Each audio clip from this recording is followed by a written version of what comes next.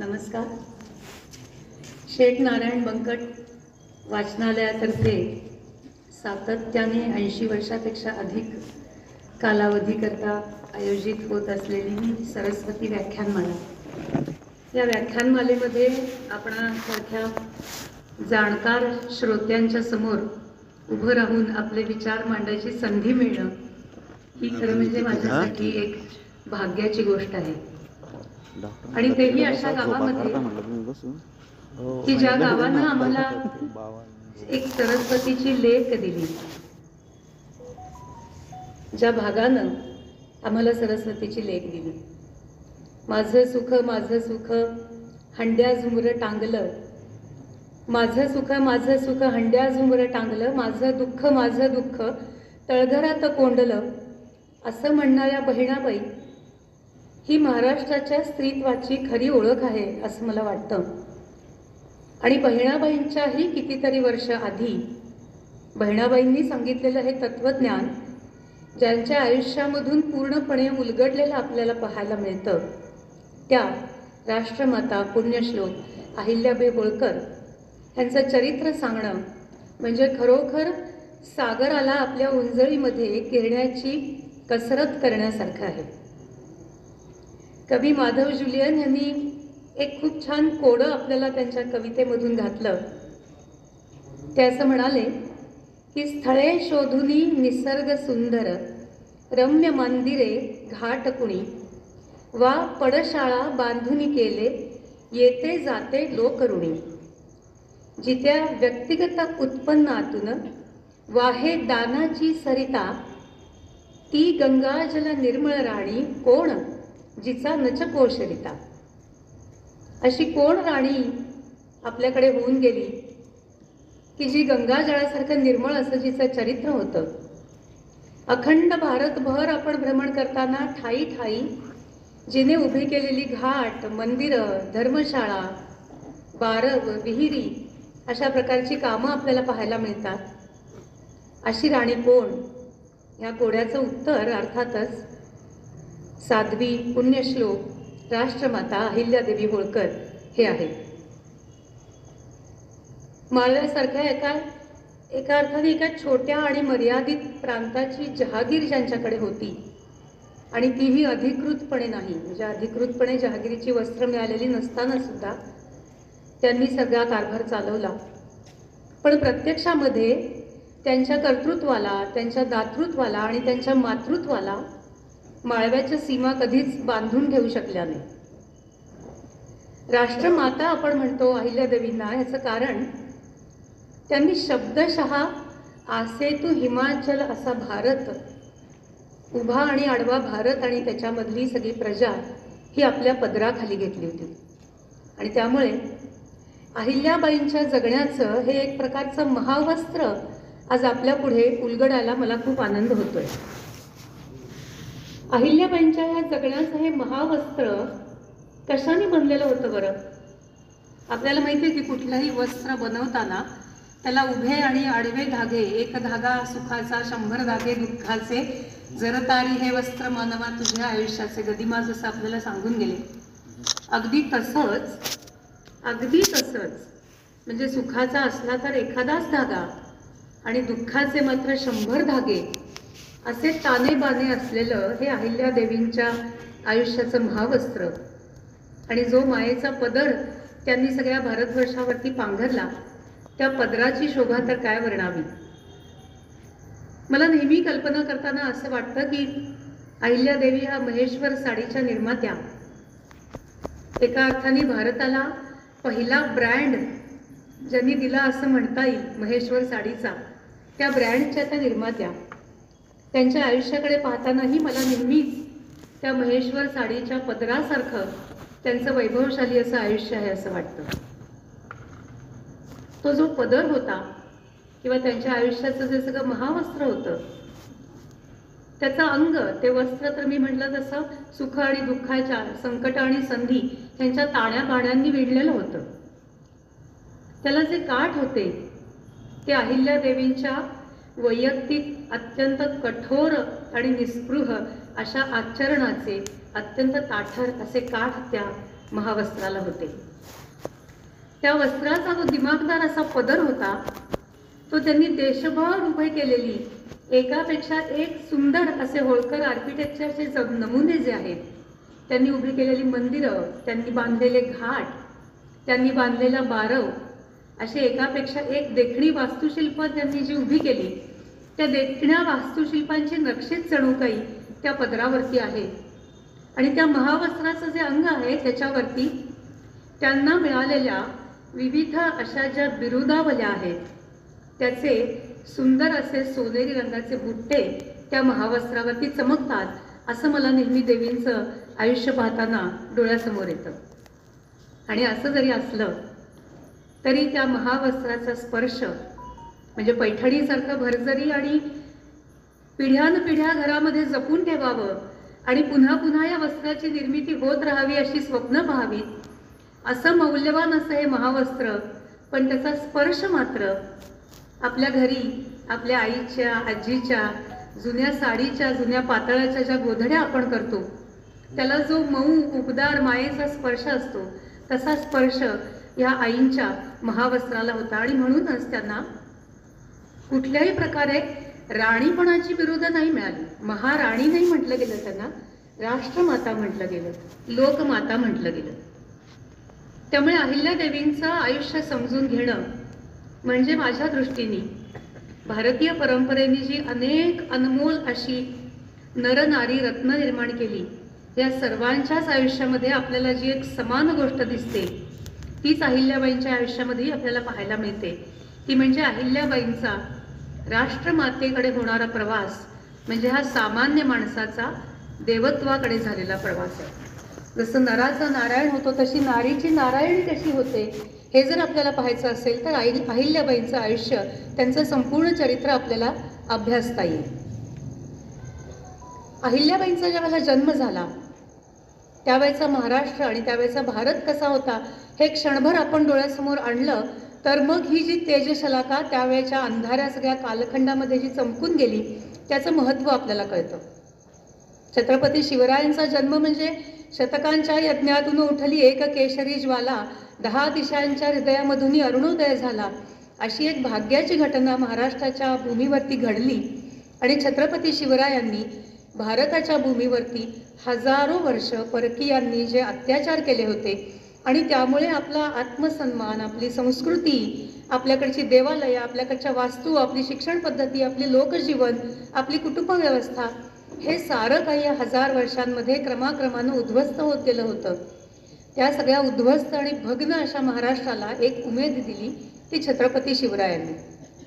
पण आपल्याला माहिती आहे की छत्रपतींना आयुष्य खूप कमी मिळालं आणि जे काही आयुष्य मिळालं ते सगळं त्यांचं परकीयांशी आणि कधी स्वकीयांशी झुंजण्यामध्ये खर्ची पडलं. आणि मग त्यांच्यानंतर पेशवाईमध्ये मराठेशाहींनी मराठ्यांचा भगवा झेंडा मात्र अटके पार नेला. पण छत्रपती शिवरायांच्या आयुष्यामध्ये आपल्याला जे स्वराज्याकडून सुराज्याकडे नेणारे जे धडे दिसतात, छत्रपती शिवरायांचे जे सुराज्याविषयीच्या ज्या धारणा दिसतात, जे संकल्प दिसतात, ते स्वप्न एका अर्थी छत्रपतींच्या नंतर जर कुणी खऱ्या अर्थी शब्दशः समूर्त साकार केला असेल तर ते अहिल्यादेवींनी केलं. अहिल्यादेवींच्या आयुष्यातला एक अतिशय शुभंकर असा योगायोग मला आपल्यासमोर ठेवावा असा वाटतो. म्हणजे त्यांचा जन्म झाला तो शिवरायांच्या भूमीवरती.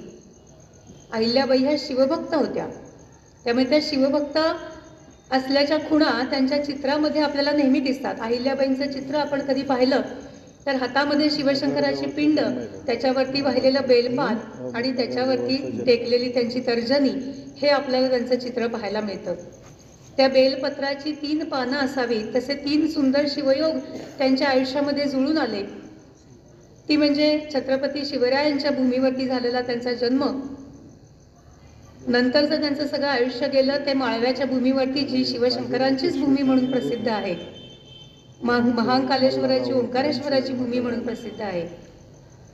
आणि ही शिवकन्या दुसऱ्या शिवभूमीवरती आली, तो योग ज्या स्थानावरती जुळून आला ते देखील एक शिवमंदिर होतं. पेशवे मल्हारराव होळकरांना घेऊन ज्या वेळेला चौंडी या गावामध्ये एका मोहिमेकरता आले होते त्यावेळेला अहिल्याबाईंना त्यांनी पाहिलं. त्यांची भेट कुठे झाली याच्याबद्दलच्या 2 कथा प्रचलित आहेत. एखादं व्यक्तिमत्व ज्या वेळेला आकाशालाही ओलांडून जाईल एवढं मोठं होतं, त्यावेळेला इतिहासामध्ये जशी त्याची नोंद होते तशी लोकमानसही त्यांच्याविषयीच्या अनेक नवलकथांना जन्म देत असतं. आणि ह्या नवलकथा इतिहासाने जरी नाकारल्या तरी त्या लोकमानसानी, आपल्या सगळ्या समाजाने इतक्या छान पद्धतीने आणि इतक्या प्रेमाने आणि श्रद्धेने आपल्या मनाशी जपलेल्या असतात की त्या आपल्याला नाकाराव्याशा वाटत नाही. अहिल्यादेवींच्या ह्या प्रथम भेटीबद्दलची लोककथा आपल्याला असं सांगते की छोटी अहिल्या त्या सीना नदीकाठच्या वाळवंटामध्ये आपल्या काही मैत्रिणींसह खेळत होती. काय खेळ खेळत होती तर वाळूचं शिवलिंग बनवण्याचा खेळ खेळत होती. आणि तेवढ्यात पेशव्यांचं सैन्य तिकडून आलं आणि त्या सैन्याच्या घोड्याच्या टापांचा धुरळा सगळ्या त्या नदीकाठावरती उठला. स्वाभाविकपणे त्या 8-9 वर्षाच्या मुली त्या सगळ्या घाबरून इकडे तिकडे पांगल्या. एकटी अहिल्या मात्र हल्ली नाही. तिने आपल्या शरीराचा कोट त्या पिंडीभोवती केला. ती ओणवी उभी राहिली ती पिंडीचं रक्षण करत. आणि मग सगळे बाकीचं सैन्य निघून गेलं आणि मल्हारराव आणि पेशवे ज्यावेळेला तिच्यापाशी थांबले आणि त्यांनी विचारलं की का गं, बाकी सगळ्या जणी पळून गेल्या, तुला भीती नाही का वाटली? तुला भय नाही वाटलं का की या घोड्याच्या टापाखाली आपण कदाचित चिरडून जाऊ? तेव्हा ही लोककथा आपल्याला असं सांगते की त्या चिमुरडीने अतिशय धीटपणाने आपले टपोरे डोळे त्यांच्याकडे रोखून असं म्हटलं की भय कशाचं? माझ्या वडिलांनी मला शिकवलंय की जी वस्तू आपण बनवतो, जे काही काम आपण आपल्या हातून घडवतो ते प्राणपणानं राखलं पाहिजे. आणि इथे तर मी तर प्रत्यक्ष शिवशंकरांची पिंड निर्माण केली होती, तिला सोडून मी कशी जाणार? इतिहास आपल्याला असं सांगतो की हे दोघे जण एका शिवमंदिरामध्ये रात्रीच्या मुक्कामाकरता म्हणा किंवा सगळी मोहीम आटोपल्यानंतर दर्शनाकरता त्या शिवमंदिरामध्ये आले होते. त्यावेळेला तिथे एक 8-9 वर्षाची अत्यंत चुणचुणीत, अतिशय तेजस्वी मुद्रेची आणि बोलक्या डोळ्यांची मुलगी हातामध्ये दिवा घेऊन आली. तिने शिवमंदिरामधल्या तिथल्या समईमध्ये तेल घातलं. आपल्या हातातल्या दिव्यांनी ती समई पेटवली आणि भक्तिभावाने तिथे नमस्कार करत असताना तिच्या मुद्रेवरती पडलेलं त्या समईचं तेज, समोरची ती शिवपिंड, तिची ती ध्यानमग्नता, तिच्या मुद्रेवरचा जो निग्रहीपणा, हे सगळं पाहिल्यानंतर पेशवे मल्हारबांना म्हणाले की मल्हारबा, ह्या मुलीचं पाणी काही वेगळं आहे, हिला आपली सून करून घ्या. आणि मग तिथून त्या लहानग्या अहिल्याचा प्रवास सुरू झाला. तो चौंडीहून उठून ती थेट मल्हारराव होळकरांच्या अतिशय समृद्ध अशा जहागिरीमध्ये, इंदोरच्या राजघराण्यामध्ये ती राजस्नुषा म्हणून आली. 8 वर्षाचं वय. त्यावेळच्या पद्धतीप्रमाणे कदाचित ती मुलगी मोठी होईपर्यंत, जाणती होईपर्यंत आपल्या आईच्या घरी राहिली असेल. आणि ज्यावेळेला तिला पदर आला असेल त्यावेळेला तिची रवानगी समारंभपूर्वक, विधीपूर्वक त्या होळकरांच्या वाड्यामध्ये झाली असेल. मला नेहमी असं वाटतं की ती लहानगी अहिल्या केसाचा खोपा घातला असेल, नऊवारी साडी नेसलेली असेल, पायामध्ये तोरड्या, हातामध्ये पाटल्या, बांगड्या, तोडे, गळ्यामध्ये दागिने, अशी ती दागिन्यांच्या आणि जबाबदारीच्या ओझ्यानी भारून गेलेली, वाकलेली अशी छोटी अहिल्या त्या वाड्यामध्ये आली असेल. त्यावेळेला तिच्या मनामध्ये काय आलं असेल? एका साध्या घरामध्ये वाढलेली ती छोटीशी मुलगी अचानक एवढ्या जबाबदारी असलेल्या एका मोठ्या घराण्यामध्ये सून म्हणून येते. त्यावेळेला मल्हारबांच्या पत्नी गौतमाबाई ह्या तिची आई म्हणून तिच्या पाठीशी उभा राहिल्या. आणि एक आई आपल्या लेकीला बोटाला धरून आणि प्रसंगी कानाला धरून जसं शिकवते तशा संसारातल्या खाचाखोचा ह्या गौतमाबाईंनी तिला शिकवल्या असतील. त्या कदाचित तिला असं म्हणाल्या असतील की अहिल्ये, पदर घे, तू होळकरांची सून आहेस, तुझ्यावरती फार मोठी जबाबदारी आहे आणि त्यामुळे ह्या जबाबदारीचा पदर तुझ्या डोक्यावरून कधी ढळू देऊ नको. त्यांनी तिला कदाचित पुढं जाऊन असं सांगितलं असेल की अहिल्ये, पदरात घे, तू जरी वयानं लहान असलीस, अद्याप तुझ्या पोटी कोणी पुत्र किंवा कन्या होळकरांचे वारस जन्माला आले नसले तरी ही जी सगळी आपली प्रजा आहे, ही सगळी तुझी लेकरं आहेत, त्या सगळ्यांना तुला पदरात घ्यायचं आहे, त्यामुळे अहिल्ये, पदरात घे. त्यांनी अहिल्याला सांगितलं असेल की अहिल्ये, आता तुझं बालपण संपलंय, आता तुला होळकरांच्या घरचे सगळे कुळाचार, इथलं येणं जाणं, घरचं सगळं आतिथ्य आणि जहागिरीचा कारभार हा तुला पाहायचा आहे, त्यामुळे अहिल्ये, आता पदर खोच. आणि मग कदाचित शेवटचं असं सांगितलं असेल की अहिल्ये, एक गोष्ट कधीही विसरू नको की तुझ्या खांद्यावरती जबाबदारी जी आहे ती छत्रपती शिवरायांनी निर्मिलेल्या स्वराज्याची आहे. आपण जे वारस आहोत, आपल्याकडे जी धरोहर आलेली आहे ती मराठेशाहीचा झेंडा कायम उभा ठेवण्याची, उत्तरेकडच्या भागामध्ये शिंदे आणि होळकर हे दोन मजबूत खांब होते मराठेशाहीची, ही जबाबदारी आपल्या घराण्यावरती आहे. त्यामुळे एक गोष्ट कायम लक्षात ठेव की अहिल्ये कधीही पदर पसरू नको.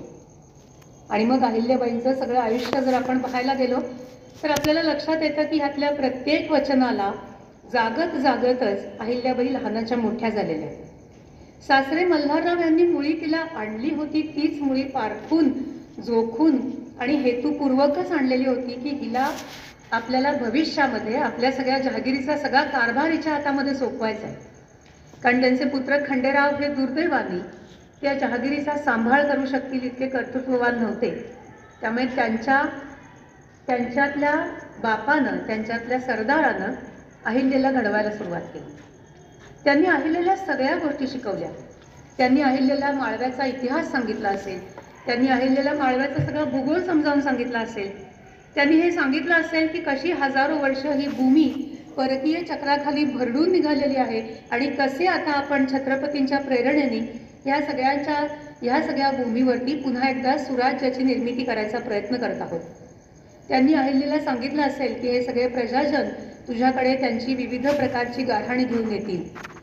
मग ह्यातले काही शेतकरी असतील, ह्याच्यातले काही कारागीर असतील, ह्याच्यातले काही भिल्ल असतील, हे काही कदाचित तुझ्याकडे तंटे बखेडे भांडणं घेऊन येतील, काही घरगुती कलह घेऊन येतील. ह्या सगळ्याचा न्यायनिवाडा कसा करायचा ते तू शिक. ह्या सगळ्या आपल्या जहागिरीचे हिशोब कसे ठेवायचे, ह्याच्या सगळ्या कागदपत्रांची नोंद कशी ठेवायची ते तू शिकून घे. आपल्याकडे एवढी मोठी फौज आहे, त्या फौजेचा दाणागोटा कसा चालतो, त्या फौजेसाठी घोडे निवडायचे तर त्या घोड्यांची पारख कशी करायची, त्यांची निगा कशी राखायची, शस्त्र कोणती वापरली जातात, शस्त्र बनवायची कशी, शस्त्र चालवायची कशी, शस्त्रांची निगा कशी राखायची, तोफा कशा बनवायच्या, तोफेचे गोळे कसे बनवायचे, तोफांचा कारखाना हा युद्धाच्या ठिकाणापासून किती अंतरावरती असला पाहिजे, हे सगळं शिक्षण मल्हाररावांनी अतिशय मोकळेपणाने अहिल्याबाईंना दिलेलं आपल्याला सगळ्या पत्रव्यवहारामधून पाहायला मिळतं. एक एक कामं शिकत अहिल्याबाई हळूहळू राज्यकारभार हाती घेत होत्या. संसारही एका बाजूला चालू होता. पती खंडेराव हे काही फार राज्यकारभारामध्ये लक्ष घालत नव्हते. कधी कधी व्यसनांकडे, कधी कधी बाहेरच्या काही गोष्टींच्याकडे त्यांचा कल असायचा. पण अहिल्याबाईंचं स्वतःचं चारित्र्य, स्वतःचं त्यांचं वागणं हे इतकं शुद्ध आणि इतकं प्रभावी होतं की खंडेरावांना त्यांच्या महाली जायचं असेल तर त्या दिवशी आपल्याला व्यसन करून चालणार नाही हे त्यांनीही जाणलेलं होतं. 2 अपत्यांना त्यांनी जन्म दिला, पुत्र मालेराव आणि कन्या मुक्ता. आणि त्याच्यानंतर काही वर्षामध्ये एका लढाईच्या ठिकाणी खंडेराव त्यांच्या सगळ्या कुटुंबासह गेलेले असताना, ते छावणी बाहेर आलेले असताना अनवधानाने आलेला एका शत्रूचा एका तोफेच्या गोळ्यांनी खंडेरावांचा बळी घेतला आणि तिथेच त्यांचा मृत्यू झाला. त्यावेळची महाराष्ट्राची स्थिती लक्षात आपण घेतली तर त्यावेळेला अजूनही सती प्रथेसारख्या प्रथा ह्या अस्तित्वात होत्या. आपल्याला माहिती आहे की रमाबाई सुद्धा माधवरावांच्या माघारी सती गेल्या होत्या. त्या काळामधल्या समाजाच्या काही धारणा असतात. त्या काळाच्या गोष्टी चूक बरोबर हे आपण आता ठरवू शकत नाही. त्या काळामधल्या कर्तृत्वाच्या कल्पना, पापपुण्याच्या कल्पना ह्या भिन्न असतात. आणि त्याप्रमाणे स्वतः अत्यंत धर्मशील, धर्मपरायण असे असलेल्या अहिल्याबाईंना अवघ्या 28व्या वर्षी वैधव्य आलेलं, पदरामध्ये 2 मुलं. पण त्यांच्या धर्मपरायण मनाला असं वाटलं की पतीमागे सती जाणं हे माझ्या आयुष्यातलं सर्वोच्च पुण्यकारक असं काम असणार आहे आणि ते माझं परमकर्तव्य आहे. आणि त्यामुळे अहिल्याबाई सगळी आपली सिद्धता करून सती जाण्यासाठी सज्ज झाल्या. मल्हाररावांना ज्यावेळेला ही वार्ता कळली त्यावेळेला ज्या तोफेच्या गोळ्यानं खंडेरावांचा बळी घेतला होता तसाच त्या बातमीचा गोळा वज्राघातासारखा मल्हाररावांच्या मस्तकावरती जणू काही कोसळला आणि ते धावत अहिल्याबाईंच्या समोर आले आणि अक्षरशः पदर पसरून अहिल्याबाईंना ते म्हणालेले आहेत की अहिल्ये, माझ्या जीवाचा उन्हाळा करू नकोस. अहिल्ये, मागं फिर. लेकरांच्याकडे बघ, ह्या आपल्या सगळ्या राज्यकारभाराकडे बघ. माझ्यासारख्या म्हाताऱ्याकडे बघ, मी कुणाच्या जीवावरती आता हे सगळं राज्य सांभाळायचं. आणि त्यामुळे त्यांना कळकळीची विनंती केली, गळ घातली आणि अहिल्याबाई सती जाण्याच्या निर्धारापासून मागे फिरल्या. मला असं वाटतं की तो क्षण, म्हणजे ज्यावेळेला त्यांनी मल्हारबांना पाहिलेलं तो क्षण जसा महत्त्वाचा होता, तसं अहिल्याबाई सती जाण्यापासून मागे फिरल्या तो क्षणसुद्धा समग्र भारतवर्षासाठी अतिशय महत्त्वाचा आणि अतिशय भाग्याचा असा क्षण होता. कारण हे जर घडलं नसतं तर पुढे जो सगळा इतिहास घडला त्या सगळ्यापासून आपण वंचित राहिलो असतो. आणि त्यामुळे त्या दिवशी त्या सती गेल्या नाही, पण त्यांच्या पुढच्या आयुष्याकडे पाहिलं तर असं लक्षात येतं की केवळ आपला देह त्यांनी त्या चितेवरती खंडेरावांच्या मागे लोटला नाही इतकंच, पण 28व्या वर्षी असलेली सगळी उमेद, सगळ्या इच्छा आकांक्षा, तरुणपणीची स्वप्न, सगळी हौसमौज, सगळ्या आवडीनिवडी, सगळ्या वासना, सगळं आपलं तारुण्य, हे सगळं जणू काही त्यांनी त्या चितेमध्ये स्वाहा केलं. आणि परत एकदा माधव ज्युलियनच त्यांच्या कवितेमध्ये पुढे म्हणतात, त्या ओळी मला इथे आठवतात की भोग परामुख परीन घेई कर्तव्याचा संन्यास. भोग परामुख झाल्या पण कर्तव्यापासून कधीही मागे वळल्या नाहीत. भोग परामुख परीन घेई कर्तव्याचा संन्यास, नितीध्यास घे सदा शिवाचा योग कठीण हा अन्यास. हे खरोखरच कुणाला अन्य जमणं शक्य होतं का की इतक्या तरुण वयामध्ये इतकी मोठी जबाबदारी पेलणं आणि दुसरीकडे सर्व प्रकारच्या सांसारिक सुखांचा त्याग करणं. अहिल्याबाईंनी ज्यावेळेला राज्यकारभार हाती घेतला, त्यांचा मुलगा मालेराव लहान होता, त्यामुळे तो स्वतः कारभार करेल अशी शक्यता तेव्हा नव्हती. त्याला राजगादीवरती बसवून त्याच्या वतीने अहिल्याबाईंनी जेव्हा कारभार हाती घेतला त्यावेळेला पहिली गोष्ट त्यांनी काय केली असेल तर शिवशंकराच्या पिंडीवरती हात ठेवून त्यांनी अशी शपथ घेतली की मी अशी शपथ घेते की मी ईश्वराने दिलेले हे उत्तरदायित्व मी प्राणपणाने पार पाडीन. हे पार पाडणं हे माझं कर्तव्य आहे. माझ्या प्रजेला सुखी ठेवणं हे माझं काम आहे आणि माझ्या प्रत्येक कृत्याची जबाबदारी ही माझी स्वतःची आहे. आज सत्ता आणि बळाचा वापर करून मी जे काही घडवते आहे, माझ्या हातून मी जे काही करणार आहे त्या सर्व कृत्यांचा जाब मला परमेश्वर दरबारी द्यायचा आहे. हे अतिशय ईश्वरनिष्ठ असं अधिष्ठान त्यांच्या पुढच्या सर्व राज्यकारभाराला आणि त्यांच्या सर्व वागणुकीला असलेलं आपल्याला पाहायला मिळतं. आणि त्यामुळे सर्वप्रथम श्री शंकरांच्या आज्ञेवरून मी हे राज्य चालवते आहे ह्या भावनेने त्यांनी राज्यकारभार हाती घेतला. दुर्गाबाई भागवतांनी एक खूप सुंदर लेख दिलेला आहे महेश्वरची महाश्वेता ह्या नावाने.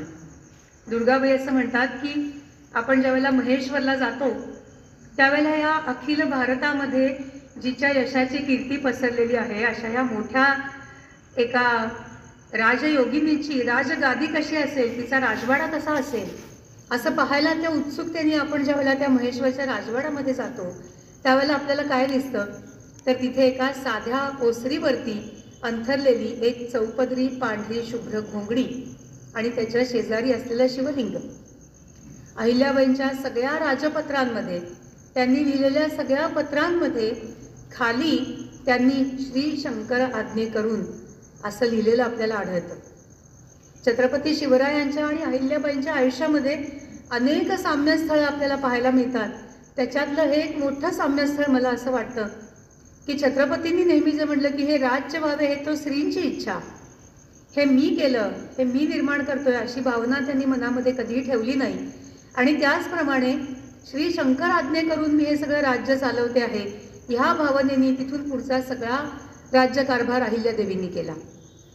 पण दैवानं एखाद्या व्यक्तीची परीक्षा करायची म्हणजे किती कठोर परीक्षा करायची ह्याला काही सीमा नाही असं अहिल्यादेवींचं आयुष्य आहे. राज्यकारभार हाती घेतला, मुलगा मालेराव हा राज्यकारभार पाहिल असं वाटत होतं, पण दुर्दैवानं त्याला काही मानसिक प्रकारच्या व्याधी जडल्या, त्याला तरतरीचे भास व्हायला लागले आणि त्याच्यातच तो आजारी पडला आणि त्याचा दुर्दैवी अंत झाला. अहिल्याबाईंच्या आयुष्याला बसलेला हा दुसरा धक्का होता. त्याच्याबरोबर आणखीनही छोटे छोटे धक्के त्यांच्या आयुष्यात अशा प्रत्येक होळकर घराण्याच्या पुरुषाच्या मृत्यूसोबत त्यांना पाहावे लागत होते ते म्हणजे सती प्रथेमुळे होत असणारे त्या घराण्यातल्या मुलींचे सुनांचे दहनाचे प्रसंग. स्वतःचा मुलगा ज्यावेळेला निधन झालं त्याही वेळेला त्याच्या असलेल्या लहान लहान वयाच्या मुली त्यांच्या सुना त्याच्याबरोबर सती गेलेल्या त्यांना पाहाव्या लागल्या. त्याच्यानंतर काही काळातच ज्यांच्या आधाराने हे सगळं राज्य आणि ज्यांच्या करता हा सगळा राज्यकारभार त्यांनी हाती घेतला होता ते मल्हारराव देखील निवर्तले आणि त्यांच्या सासवा देखील सती गेलेल्या त्यांना पाहाव्या लागल्या. या सगळ्या धामधुमीमध्ये देखील पुण्याच्या पेशवाईशी सतत संपर्क ठेवून होळकरांचं जे राजघराणं आहे, होळकरांची जी सगळी जहागिरी आहे ती आपल्या घराण्यामध्ये राहील याची काळजी त्या घेत होत्या. हे सगळं घडत असताना तत्कालीन जे पेशव्यांच्या घरामध्ये चालू असलेलं राजकारण आहे तेही आपल्याला माहिती आहे. माधवराव पेशव्यांचा मृत्यू झाला. राघोबादादा हे कट कारस्थानं करत होते आणि त्याच्यामध्येच त्यांच्या असं लक्षात आलं की त्या काळची सर्वात श्रीमंत अशी असलेली ही होळकरांची जहागीर हिचा आता पुरता निर्वंश झालेला आहे आणि त्यामुळे आपल्याला आता संधी आहे, कारण त्यावेळेला विधवांना कुठल्याही प्रकारचे अधिकार दिले जात नव्हते. आणि त्यामुळे राघोबादादांनी असा डाव केला की ही होळकरांची जी राजगादी आहे त्यावर आपल्याला अनुकूल असा कोणीतरी वारस बसवता येईल का आणि हे सगळं आपल्या कब्जामध्ये घेता येईल का.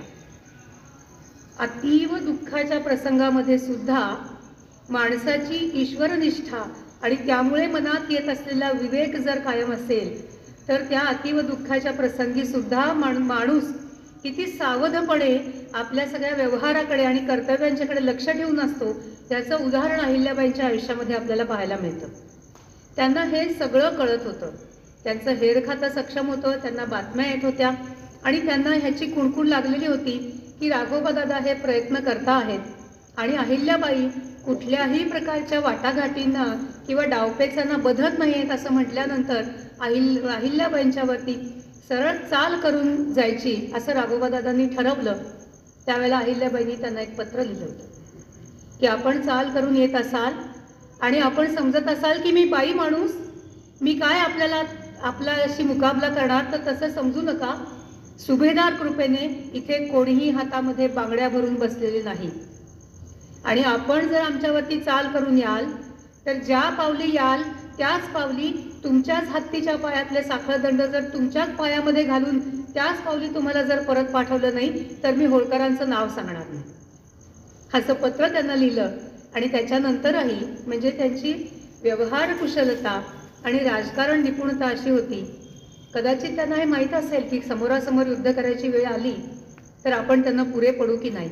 आणि त्यामुळे त्यांनी खूप चांगली अशी एक दुसरी चाल केली, ती म्हणजे त्यांनी महेश्वरमधून एक मोठी मिरवणूक काढली. आत्ताच्या काळामध्ये आपण ज्याला शक्ती प्रदर्शन म्हणतो किंवा निवडणुकीच्या वेळेला जसे आपण रोड शो पाहतो तशा प्रकारचं प्रदर्शन त्यांनी घडवून आणलं. हत्तीच्या पाठीवरती बसून त्या अंबारीमध्ये अहिल्याबाई स्वतः बसलेल्या आहेत. त्या हत्तीच्या अंबारीच्या चारी बाजूला उघडे भाले लावलेले आहेत. समोर सशस्त्र अशी फौज चालते आहे आणि दोन्ही बाजूला उभी असलेली प्रजा त्या त्यांच्या मिरवणुकीवरती पुष्पवृष्टी करते आणि अहिल्याबाईंचा जय जयकार करते आहे. ही सगळी बातमी राघोबादादांच्या कानावरती गेली आणि मग अहिल्याबाईंनी त्यांना निरोप पाठवला की आपण लढायला येणार असाल तर अवश्य या, पण एक गोष्ट तुम्ही लक्षात घ्या की तुम्ही आज राघो भरारी म्हणून अटके पार झेंडे लावले असं तुमचं कर्तृत्व सगळ्या देशाला माहिती आहे आणि ह्या लढाईमध्ये जर आपला पराभव झाला तर आपल्या पदरी किती नामुष्की येईल ह्याचा विचार करा. मी तर काय साधी बाई माणूस आहे, त्यातून विधवा. मी हरले तर मला कोणी बोल लावणार नाही, पण आपण हरलात तर आपल्याला तोंड दाखवायला जागा राहणार नाही. अर्थात एवढा एक प्रसंग सोडला तर पेशव्यांशी त्यांचे कुठे खटके उडाले किंवा त्यांच्यामध्ये कुठे कलह झाला असं कुठेही पाहायला मिळत नाही. उलट अतिशय चांगले संबंध ठेवून अहिल्याबाईंनी त्यांचा पुढचा सगळा राज्यकारभार आपल्याला दिसतो. पुत्राच्या पाठोपाठ आणखीन एका दुःखाला मल्हारराव व गौतमाबाई यांच्या निधनाच्या पाठोपाठ आणखी एका दुःखाला त्यांना सामोरं जावं लागलं. ते म्हणजे त्यांची कन्या जी होती मुक्ताबाई. या मुक्ताबाईच्या विवाहाची कथा सुद्धा अतिशय विलक्षण आहे. म्हणजे खास अहिल्याबाईच हे करू जाणे अशा प्रकारची ती कथा आहे. अहिल्याबाईंच्या राज्यामध्ये त्यावेळेच्या माळवा प्रांतामध्ये भिल्ल लोकांचा आणि चोर लुटारूंचा खूप उपद्रव होता. महाराष्ट्रातून मध्य प्रदेश किंवा उत्तरेला जाणारे किंवा एकूणच भारत भ्रमण करणारे अनेक लोक, वाटसरू, प्रवासी, व्यापारी हे सगळे माळव्यामधून त्या काळामध्ये जात असत आणि त्यांना जंगलामध्ये लुटून त्यांना काही इजा पोचवण्याचं काम ही भिल्ल मंडळी करायची. त्यांचा बंदोबस्त कसा करायचा ह्याचा मोठा प्रश्न अहिल्याबाईंच्या समोर होता. त्याच्यासाठी त्यांनी 2 मार्ग शोधले. त्यातला पहिला मार्ग असा होता की त्यांनी असं म्हटलं की दरबारामध्ये एक विडा ठेवला आणि त्यांनी असं म्हटलं की जो कोणी या भिल्ल आणि रामोशांचा बंदोबस्त करेल अशा पराक्रमी युवकाला मी माझी कन्येचा विवाह त्याच्यासोबत लावून देईन. आणि मग यशवंतराव फणसे नावाचा एक धाडसी तरुण पुढे आला. त्यांनी ह्या सगळ्या भिल्लांचा बंदोबस्त केला आणि अहिल्याबाई आपल्या शब्दाला जागल्या आणि यशवंतराव फणसेंच्या बरोबर त्यांचा विवाह करून दिला. या दोघांना झालेला पुत्र म्हणजे नथुबा आता एकमेव अहिल्याबाईंचं आशेचं स्थान होतं ते म्हणजे नथुबा. या भिल्लांचा बंदोबस्त करताना दुसरी जी युक्ती अहिल्याबाईंनी वापरली ती देखील समस्त राजकारण्यांनी आणि समाजकारण्यांनी धडा घ्यावा अशी आहे. ती म्हणजे यशवंतरावांच्याच सूचनेनुसार आणि त्यांच्या सांगण्यानुसार त्यांच्या असं लक्षात आलं की ही भिल्ल आणि रामोशी मंडळी ही जी अशा प्रकारची कामं करतात कारण एक तर त्यांचा स्वभाव, त्यांच्या अंगात असलेली लढाऊ वृत्ती आणि दुसरं म्हणजे त्यांना पोटापाण्यासाठी चरितार्थासाठी दुसरं कुठलंही साधन नाही. अहिल्याबाईंनी ह्या मंडळींच्या भेटी घेतल्या. त्यांना असं म्हटलं की तुम्हाला कसायला जर आम्ही जमिनी दिल्या, चरितार्थाकरता जर दुसरी साधनं दिली तर तुम्ही हा लुटीचा धंदा सोडून द्याल का? त्यांच्यातले काही लोक तयार झाले. त्यांचं पुनर्वसन त्यांनी जमिनी देऊन, त्यांना त्या कसायला देऊन त्यांच्याद्वारे त्यांचं पुनर्वसन केलं. आणि दुसरी महत्त्वाची गोष्ट अशी केली की जे जंगलामधून ज्या वाटा होत्या, ज्या प्रवाशांना, ज्या व्यापाऱ्यांना रात्रीच्या वेळेला श्वापदांचा त्रास व्हायचा, अन्य गोष्टींचा त्रास व्हायचा, अंधार असायचा, तर या भिल्ल लोकांनाच त्यांनी असं काम दिलं की ह्या लोकांच्या रक्षणाची जबाबदारी मी तुमच्याकडे देते, तुम्ही त्यांना लुटू नका. तुमच्या चरितार्थासाठी योग्य त्या प्रमाणामध्ये त्यांच्याकडून कर घेण्याचा अधिकार मी तुम्हाला देते. आणि मग त्या जाणाऱ्या प्रवाशांच्याकडून, व्यापाऱ्यांच्याकडून 1 कवडी कर त्यांनी वसूल करायचा असा अधिकार त्यांनी त्या भिल्लांना दिला, जो पुढे भिलकवडी कर या नावाने प्रसिद्ध झाला. या नथुबावरती त्यांच्या सगळ्या आशा एकवटलेल्या होत्या. तो नथुबा देखील केवळ एक 10-12 वर्षाचं आयुष्य त्याला लाभलं आणि एका आजाराला बळी पडून तोही गेला. त्याच्याही बरोबर 10-12 वर्षाच्या कोवळ्या मुली सती गेलेल्या अहिल्यादेवींना पाहाव्या लागल्या. इतके सगळे आघात झाल्यानंतर एखादी बाई खचून गेली असती आणि मी जाऊ दे आता हे सगळं राज्य काय व्हायचं असेल ते होऊ दे असं म्हणून तीर्थयात्रेला निघून गेली असती. पण अहिल्याबाईंनी ते केलं नाही. त्यांनी आपल्या दुःखाला वाट करून दिली. ती सुरुवातीला मी बहिणाबाईंच्या ज्या ओळी घेतल्या त्याच्याप्रमाणे की माझं दुःख तळघरात कोंडलं आणि माझं सुख हंड्या झुंबरं टांगलं. काय होतं त्यांचं सुख? त्यांची प्रवृत्ती ही अतिशय धर्मनिष्ठ होती. त्यांचा दिनक्रम सर जॉन माल्कमनी लिहून ठेवलेला आहे, ज्यांनी त्यांचं पहिलं अधिकृत चरित्र लिहिलं. त्यांनी त्याच्यामध्ये असं लिहिलंय की सूर्योदयापूर्वी 4 प्रहर उठणं, स्नान करणं, त्या त्रिकाल स्नान करत असत. स्नान केल्यानंतर जपजाप्य, पूजा अर्चा, त्यांच्या महेश्वरच्या देव्हाऱ्यामध्ये आजही कोटी लिंगार्चन सोहळा तिथे केला जातो. त्या सगळ्या पूजा अर्चा करणं, त्याच्यानंतर पोथ्या पुराणांचं श्रवण करणं, त्याच्यानंतर जेवण झाल्यानंतर विश्रांती घेऊन राजवस्त्र परिधान करून राज्यसभेमध्ये जाऊन बसणं, इथे संध्याकाळपर्यंत राज्यकारभार केल्यानंतर परत घरी येणं, परत स्नान करणं, परत आपलं जपजाप्य पूजा अर्चा हे करणं आणि पुन्हा संध्याकाळी 7 ते रात्री 11 वाजेपर्यंत ज्या खास खलबतं मसलती ज्या करायच्या असतात त्या आपल्या अधिकाऱ्यांच्या बरोबर, सरदारांच्या बरोबर करणं. अत्यंत कठोर असे उपास तापास व्रतवैकल्य त्या सदैव करत होत्या.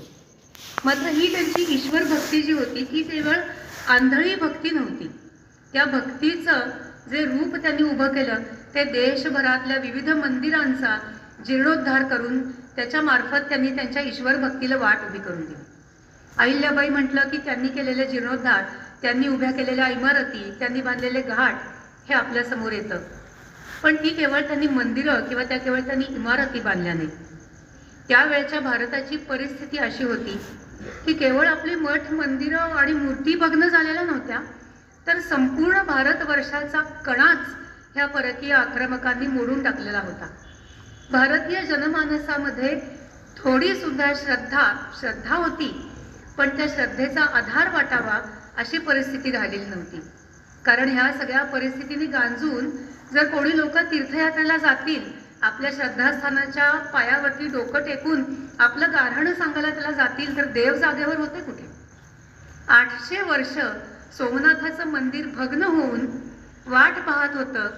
अहिल्याबाईंच्या सारख्या शिवयोगिनीचा स्पर्श ज्यावेळेला त्याला झाला, त्यावेळेला पहिल्यांदा त्या मंदिराचा जीर्णोद्धार झाला. अशी ठिकठिकाणी असलेल्या मंदिरांचा जीर्णोद्धार करत असताना अहिल्याबाई एकेका मंदिराच्या रूपाने जणू भारतवर्षाला एक एक नवीन संजीवनी देत होत्या. म्हणजे शब्दशः लुळं पांगळं झालेलं असं भरतखंडाचं शरीर एखाद्या सर्जननी, एखाद्या ऑर्थोपेडिक सर्जननी मोडलेली हाडं जोडण्याकरता आतमध्ये लोखंडाच्या पट्ट्या लावाव्यात, तशी एक एक स्ट्रक्चर्स अहिल्याबाईंनी उभे केलेली या एक एक बुलंद अशा इमारती पाहिल्या की असं वाटतं की अहिल्याबाईंनी केवळ या इमारती उभ्या केल्या नाही, तर भारतीयांचा गमावलेला आत्मविश्वास त्यांनी या इमारतींच्या माध्यमातून उभा केला.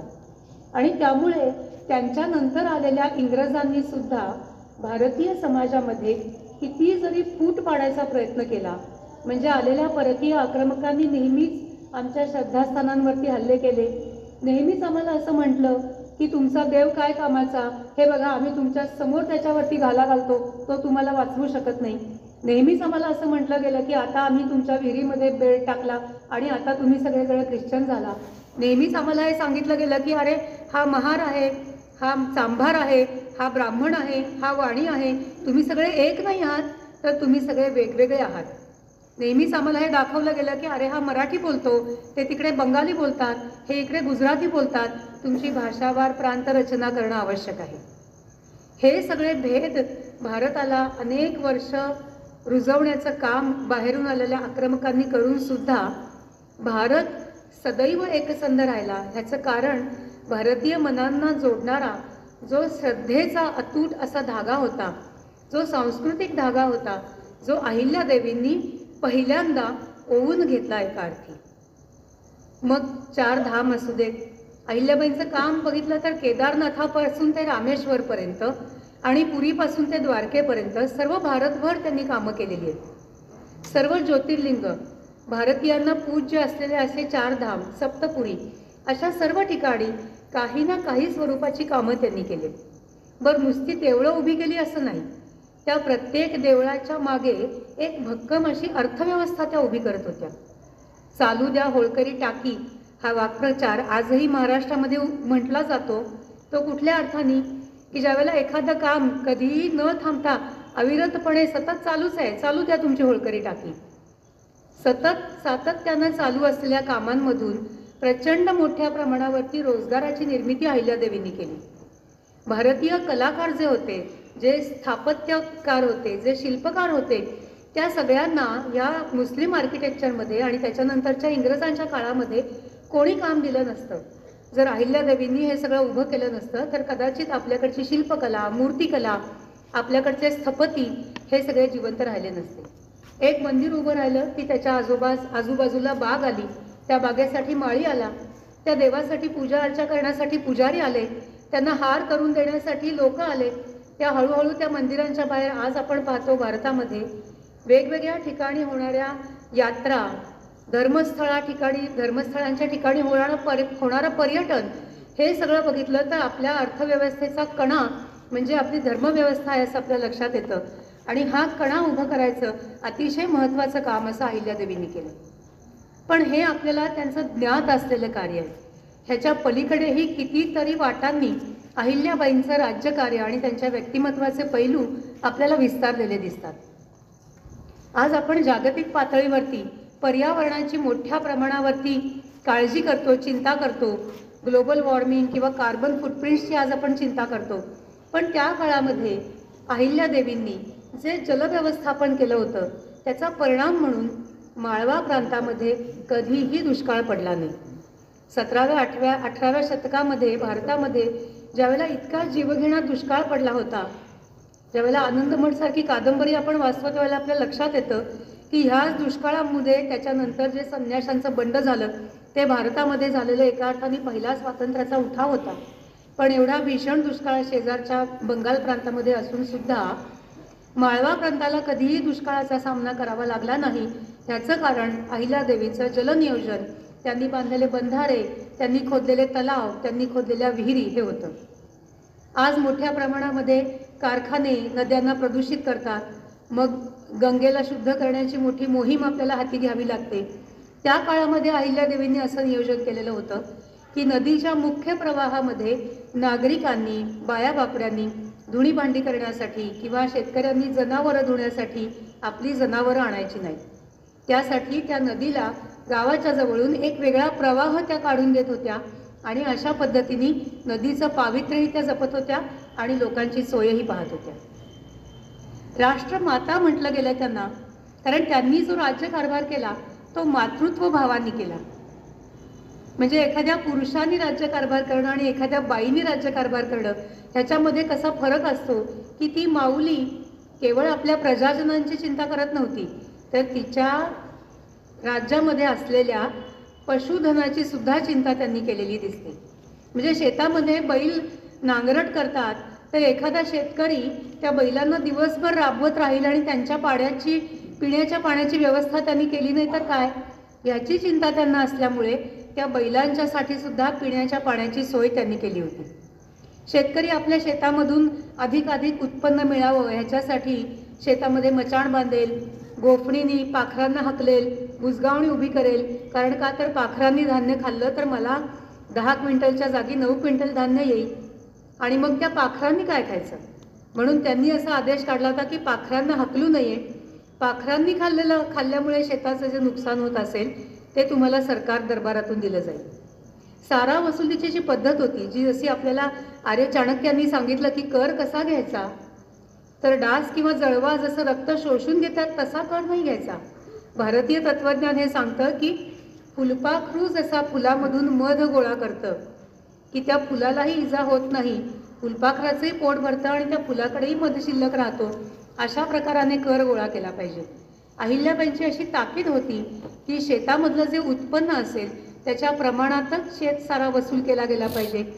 जर कोणी नजरचुकीने किंवा दंडेलीने अधिक सारा घेतला त्यांना जेव्हा आढळला तेव्हा त्यांनी तो परत करायला लावलेला आहे. शेतकऱ्यांना त्यांनी झाडं लावायला सांगितली होती की नुसतं आपल्या शेतामध्ये आपल्याला उपयोगाची पिकं नाही लावायची, वृक्षांची लागवड केली पाहिजे. आणि ते वृक्ष कुठले, तर सुबाबूळ, निलगिरी सारखी वृक्ष लागवड आपण केली हरित क्रांतीच्या नावाखाली आणि मग त्याचे दुष्परिणाम आपल्याला काही काळानंतर लक्षात आले. अहिल्याबाईंनी स्पष्ट निर्देश दिले होते की ज्या झाडांची मुळं जमिनीमध्ये खोलवर जातात आणि जी झाडं पाणी धरून ठेवतात अशी झाडं वड, पिंपळ, आंबा, चिंच, उंबर अशा प्रकारची झाडं लावावीत. प्रत्येक शेतकऱ्याने 20 झाडं लावावीत. त्यातल्या 9 झाडांचं उत्पन्न त्यांनी स्वतःला ठेवून घ्यावं आणि 11 झाडांचं उत्पन्न त्यांनी राजदरबारी जमा करावं. असा धोरणीपणाने राज्यकारभार केल्यामुळे माळवा प्रांतामधून जी व्यापाऱ्यांची ये जा होत असेल त्या सगळ्या व्यापाऱ्यांना सुरक्षा दिल्यामुळे त्याचा परिणाम असा झाला की तिथली व्यापाराची ये जा वाढली.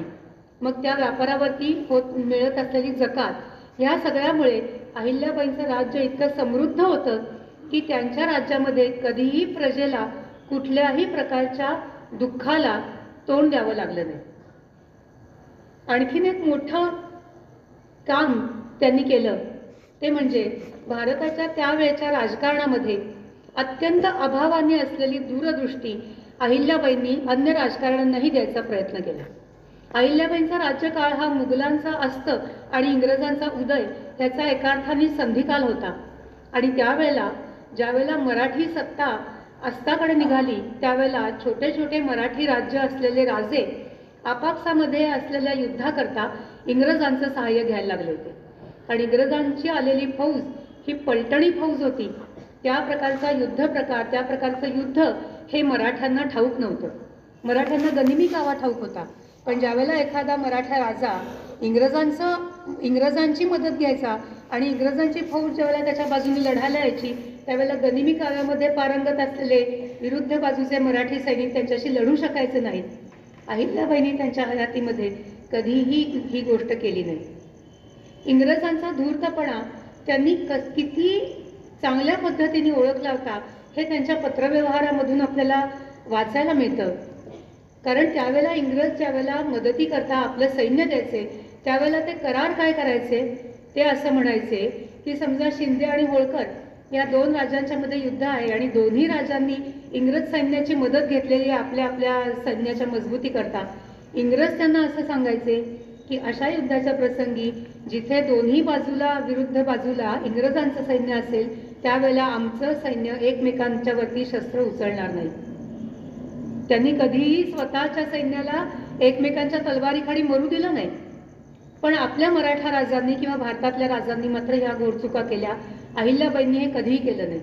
अहिल्याबाईंनी इंग्रजांशी जे करार केले ते देखील अतिशय चातुर्याने आणि धोरणीपणाने केले. त्यांनी असं म्हटलं की शस्त्र तुमची, दारुगोळा माझा, सैन्य तुमचं, पगार माझा. म्हणजे असं नाही की एक पुरी फलटणच्या फलटण आहे आणि त्याच्यावरचा अधिकारी पण त्यांचाच आहे की न जाणो कधीतरी ती पलटण अहिल्याबाईंच्याच अंगावरती चालून आली तर काय करायचं. हा त्यांचा धोरणीपणा आणि चाणक्षपणा अनेक वेळेला आपल्याला इतिहासात पाहायला मिळतो. त्यांनी ज्यांना हाताशी धरून राज्यकारभार केला ते तुकोजी होळकर, म्हणजे एका अर्थाने अंतर्गत राज्यकारभार सगळा अहिल्याबाईंनी पाहिला आणि बाहेरच्या लढाया सगळ्या तुकोजीरावांनी केल्या. तुकोजीराव हे अहिल्याबाईंच्याच वयाचे पण त्यांना मातोश्री म्हणत असत. हे तुकोजीराव सुद्धा जेव्हा मातोश्रींना भेटण्याकरता महेश्वरच्या किल्ल्यामध्ये यायचे तेव्हा त्यांना सुद्धा ताकीद होती की मातोश्रींना भेटायला येण्यासाठी सडे यावे, सैन्य घेऊन येण्याची गरज नाही. तुमचं जे काही सैन्य असेल ते तिथे बाहेर ठेवायचं आणि तुम्ही इकडे यायचं.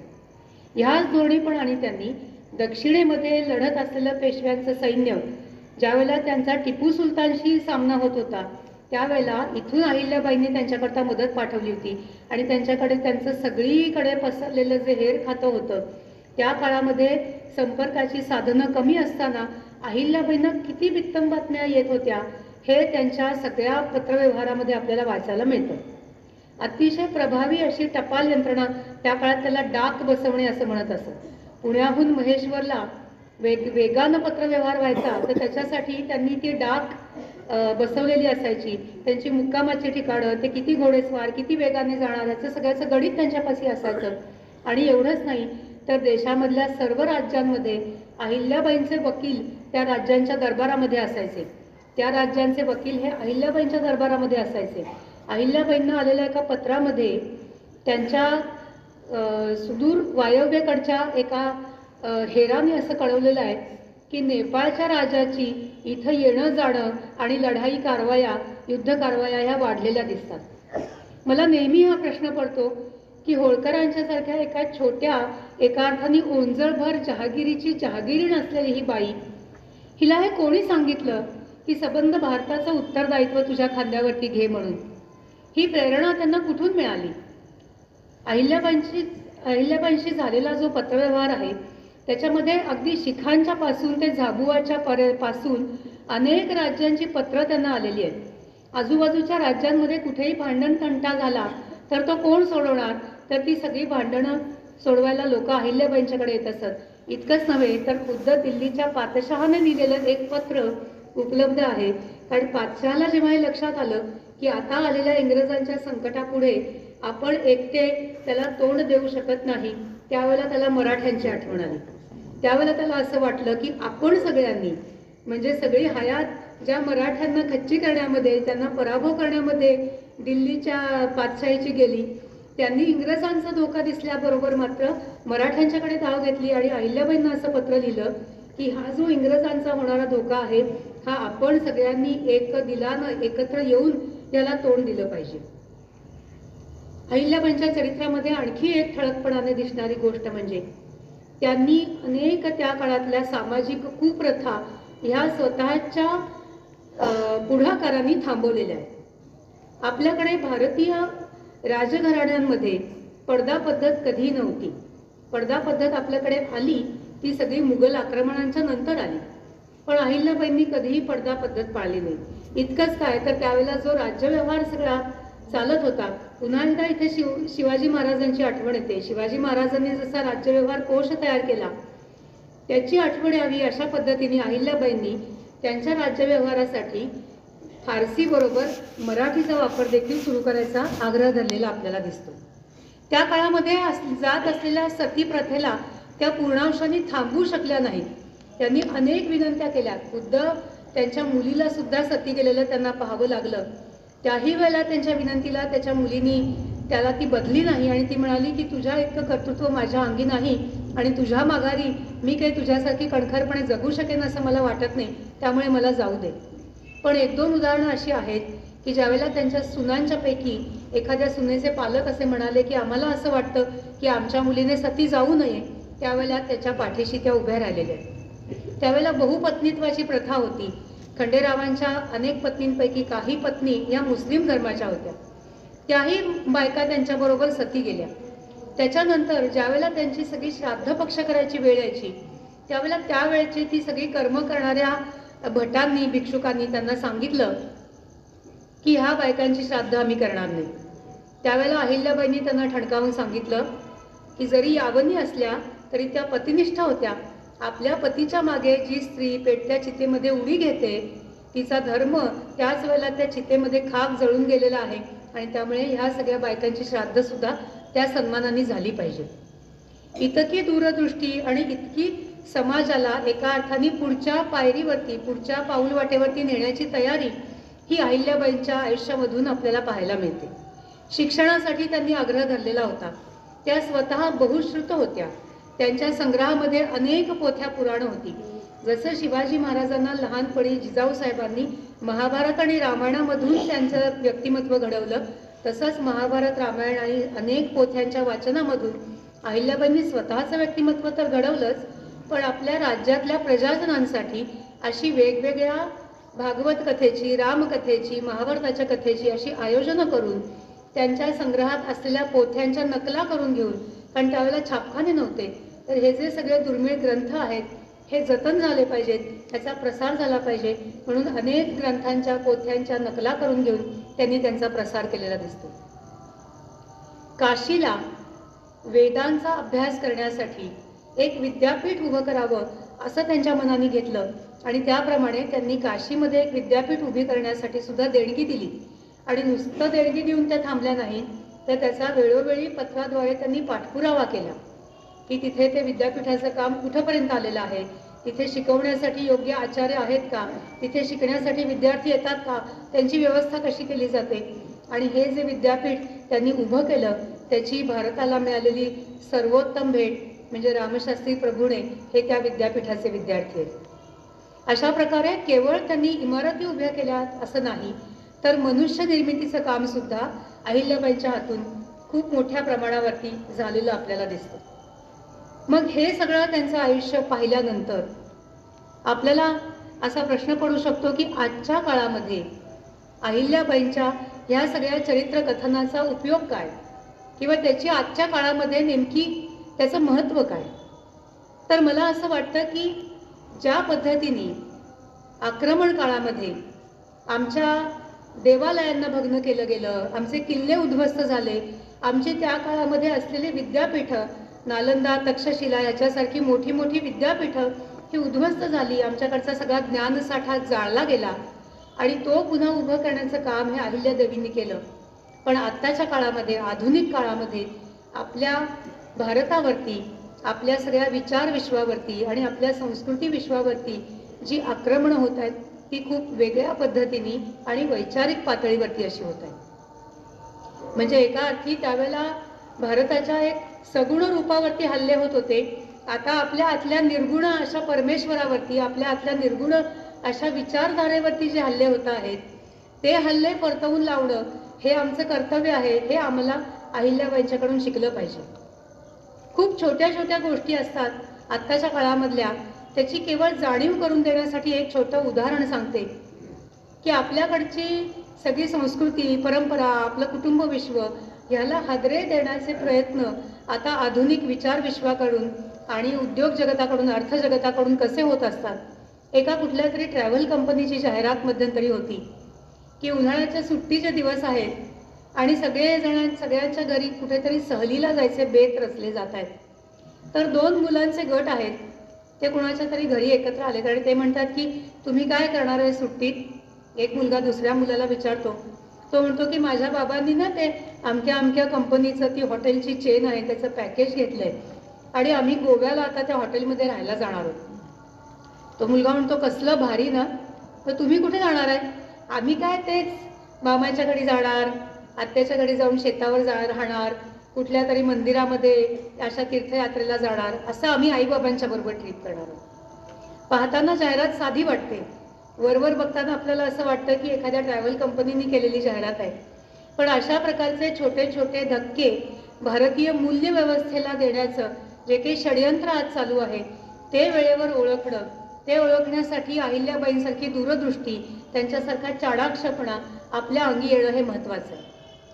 महाराष्ट्र हा पुरोगामी महाराष्ट्र म्हणून आपण अनेक वेळेला अनेक जणांच्या भाषणांमधून ऐकतो. अनेक समाज सुधारकांनी, अनेक संघटनांनी हे महाराष्ट्रामध्ये असलेले जातीभेद हे कायमचे गाडले जावे ह्याच्यासाठी प्राणपणाने प्रयत्न केले. आणि अलीकडच्या काळामधल्या राजकारणामध्ये आपण काय घडतंय आपण बघितलं. पुन्हा एकदा जाती जातींमध्ये महाराष्ट्राला विभागण्याचं षडयंत्र या शिवरायांच्या पवित्र भूमीवरती सुरू झालं. आम्ही जर स्वतःला अहिल्याबाईंचे वारस म्हणून घेणार असू तर आम्ही अशा प्रकारच्या कुठल्याही भेदांना आमच्या मनामध्ये थारा देणार नाही, हा निश्चय, हे वचन आपल्याला अहिल्याबाईंना द्यावं लागेल. काही स्वप्न आपल्याला अहिल्याबाई देऊन गेल्या. जसं सोमनाथाच्या मंदिराचा जीर्णोद्धार त्यांनी केला, पण अजूनही पूर्ण अंशानं त्या नंदीची प्रतीक्षा संपलेली नाही. आज अजूनही मथुरेचं मंदिर उभं राहिलेलं नाही. अहिल्याबाईंची जी अनेक स्वप्न होती त्याच्यामध्ये काशीपासून ते मथुरेपर्यंतचा एक मोठा हायवे व्हावा, एक मोठा महामार्ग व्हावा, असं त्यांचं स्वप्न होतं. गंगा मातेचं जल कावड यात्रेच्या द्वारे सगळ्या ज्योतिर्लिंगांना पोचवावं अशी योजना त्यांनी त्या काळी केलेली होती. मला असं वाटतं की अहिल्याबाई आपल्याला हाही एक वारसा देऊन गेलेला आहे की काही पूर्ण झालेली स्वप्न जशी त्यांनी त्यांच्या बांधकामांच्या द्वारे उभी करून आपल्या हाती दिली, त्यांची निगा राखणं हे जसं आपलं कर्तव्य आहे, त्या सगळ्या वास्तूंची आणि त्याच्यातून होणाऱ्या सांस्कृतिक सगळ्या जडणघडणीची ओळख आपल्या नव्या पिढीला करून देणं हे जसं आपलं कर्तव्य आहे, तशीच ही अर्धवट राहिलेली कामं पूर्ण होतील असा संकल्प करणं हे देखील आपलं कर्तव्य आहे. आणि त्यामुळे अशा ह्या राष्ट्रमातेला वंदन करताना त्यांच्यासाठी पुन्हा एक 4 ओळी म्हणते आणि मी माझं विवेचन थांबवते की सात्विकतेची विचारधारा आणि गुणांची खाणी, सात्विकतेची विचारधारा आणि गुणांची खाणी इतिहासाच्या पानांवरती दीप लाविले कुणी, लोकहिताचा चारित्र्याचा आदर्शच गुंफला, शतकांमधून एक जन्मते लोकांची राणी.